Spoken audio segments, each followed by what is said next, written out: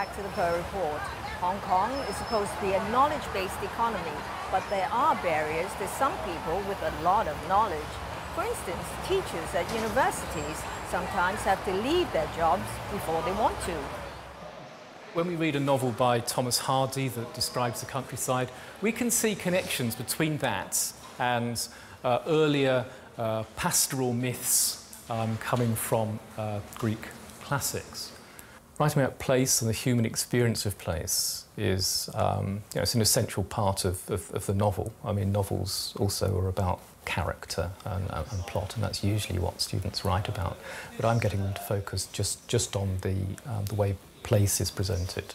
Back as far as the Romans and the Greeks, the idea of leaving the city to go to the countryside was well recorded in literature. For 18 years, Associate Professor Paul Smethurst has taught at the School of English at Hong Kong University. I've introduced the area for studies in travel writing, Hong Kong U, and I think we have some sort of international reputation. There's a poster up there for an international conference we organised a few years ago. After an earlier career in IT, Paul began teaching when he was in his 40s. Over the last few years, I've never been happier with my teaching and also with my publications. There's a momentum, and I want to carry that forward. But he's reached 60, the normal retirement age at Hong Kong University for academic and non-academic staff alike. Full professors can apply when they're in their 50s to continue at the university past 60. Only the highest paid full professors are likely to get an extension from 60 to 65 straight off. It's not that great, actually, for professors who have been extended because they're reduced back down to associate professor, so their salary is cut. Others, including associate professors, might get 2 more years under their old conditions, which can be renewed. I've not heard of any associate professor in the Faculty of Arts being extended. Most have just simply disappeared without applying for extension. I had already been informed by the Dean, actually, that it would be very unlikely that I would be extended. But I checked the staff manual and it said that, extension will depend on performance review and so on. And I thought, well, I've got a pretty good performance review, so I'll apply anyway to see on what basis I'm not extended. And the basis that they chose was performance, which I found rather puzzling. Why would we associate terrorism with globalisation, do you think? And the School of English have been kind enough to offer me a short-term teaching contract for next year. He'll be paid for 9 months instead of a whole year and loses extras that come with the job. It doesn't include medical benefits and pension contributions and all that sort of thing. So that's my immediate plan. What happens after that, I don't know. My assumption is that I will continue earning money in some capacity or other. Even if I'm not getting a salary, I will carry on with my projects. That's more writing, and he says it's easier at Hong Kong U. It's partly the access to the library, colleagues to talk to, but I think also keeping going with the teaching actually sort of keeps your mind alert and keeps you involved professionally. Terry Lum, the director of the university's Centre on Aging, is also an associate professor, but still in his 40s. I don't like the idea that I need an extension, right? Someone who grant me the extension. I think it will be a big hit for my dignity, right? For my self-esteem, I worked so many years as a leader in certain field. Suddenly, when I am approaching 60, I am not sure whether my senior management will like me enough to allow me to work until 61, 62, 63. Retirement age at Hong Kong University is an issue for non-teaching staff too, administrators, clerks, and other supporting personnel. The administration refused to be interviewed, telling us only by email. There have been meetings between unions and the administration on the topic, and the exchanges are in progress. I face quite a lot of members. They would like to work a little bit longer. So they think 65 is a suitable age for them to retire. 52-year-old Elaine Chow started at the university more than 30 years ago. Since the early 90s, she's been the manager of 3 student halls. It is not very interesting after I've been working here for 20 years. Keep the student records, offer the place for them, charge them if they have broken anything. She might find the job boring, but Elaine appreciates the benefits. Stable job means stable income, maintaining all the staff benefits and welfares that I now have, which I may not get it if I seek for a job outside. I am actually a resident staff here. I got an apartment here. Living is a very important factor. If you have the choice, would you stay beyond the age of 60? If there is no better option, of course, I like to stay here.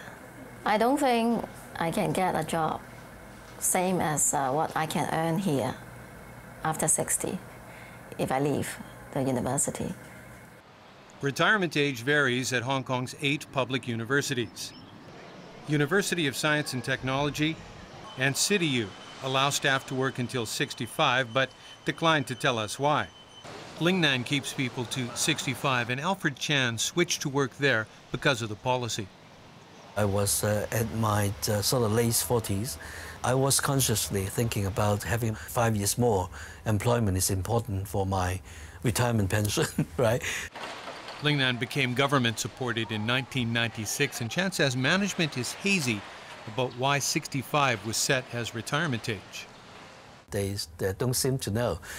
When they came, it's already 65. Poly U has kept its retirement age at 60. In Hong Kong part2, there have been voices to ask for some flexibility in this, but the management seems not willing to do that. The management always believe that if we can get rid of some older employees and to engage some younger, they call it young and hungry scholar, maybe they would try to publish more because they are governed by the new terms. Chung says that'll save money also. Not as good salary scale as 10 years ago. The fringe benefits is not as good as ours. They have to subject to periodic assessment and evaluation before they could be renewed in their contract. And they don't have some comparable retirement arrangement as the older generation. 3 years ago, Britain scrapped its default retirement age of 65 after a law was passed against age discrimination. Employers can't force a worker to retire just because he's age 65. Hong Kong has no such law. The economy and as well as the sort of Chinese culture has been based on the negotiations and harmonious collaborations. Isn't the flexibility there really lying with the employer? What kind of bargaining power does an employee have? Very true. I think at the moment it's one-sided. Employer determines, whether employees could work or not, and that doesn't just apply to retirement. It applies all over. A private member's bill on equal opportunity that included provisions to ban discrimination based on age and sexual orientation was voted down in LegCo in 1997.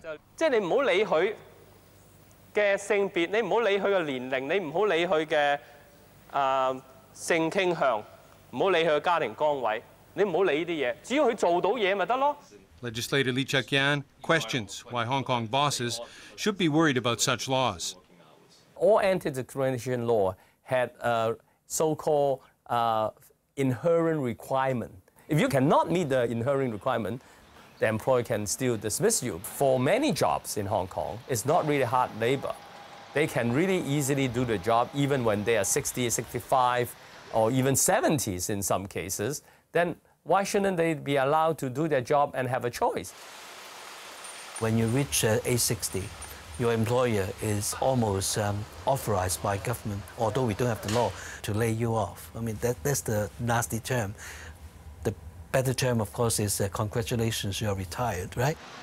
Experts say ultimately the labor market will dictate the action of bosses. You look at the bus company, look at the average age of the driver. We are not talking about 3 people who are 20 or 30, right? So very soon they will run out of driver. Well, thank you for watching our show. It will be re-aired on Tuesday and Saturday, as well as on tvb.com. Until next time, from the Pearl Report team, good night, good luck, and good health.